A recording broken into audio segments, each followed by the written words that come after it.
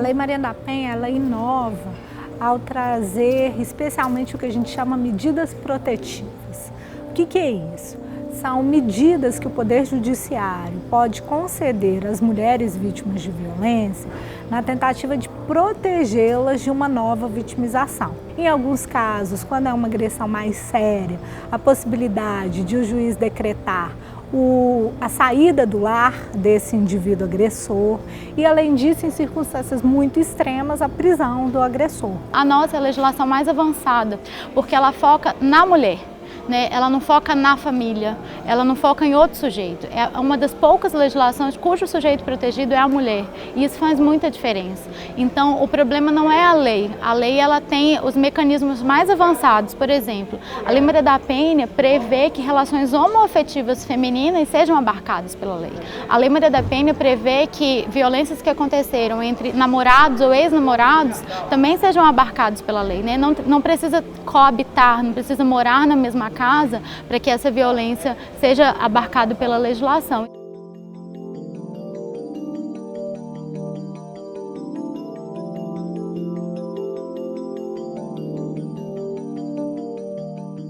Quando o direito atua, é porque tudo mais falhou.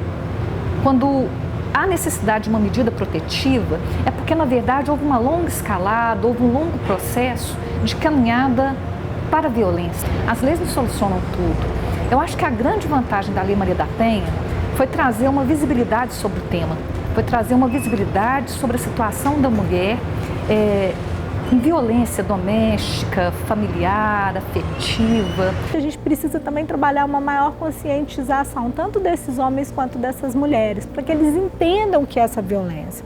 Porque muitas vezes o homem ele é educado para ter uma mulher que vai ser sua posse e sua propriedade. Então ele não entende que aquela ação dele é uma violência. Várias mulheres ainda hoje têm dificuldade de entender que, por exemplo, o seu marido pegar o seu celular e olhar todas as suas mensagens, ver as suas conversas, que isso é invasão de privacidade, que isso é um tipo de violência, que o fato de o marido, por exemplo, ficar o tempo todo desmerecendo o seu trabalho, ficar o tempo todo pressionando a mulher, por exemplo, a não ter uma profissão, que isso também é um outro tipo de violência. Nós temos, por exemplo, a violência sofrida muitas vezes por uma mulher em situação de miséria absoluta, de pobreza absoluta, em que aquela casa que ela compartilha com seu companheiro, de uma filha, eventualmente com seu pai agressivo, é a única realidade, é a única saída.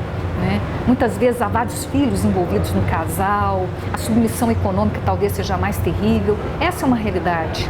Existe talvez a realidade de uma pessoa que tem visões estereotipadas de relacionamentos amorosos, que permanece ali, não propriamente em razão de condições financeiras, econômicas, de miséria, mas em razão de um vínculo de codependência afetiva.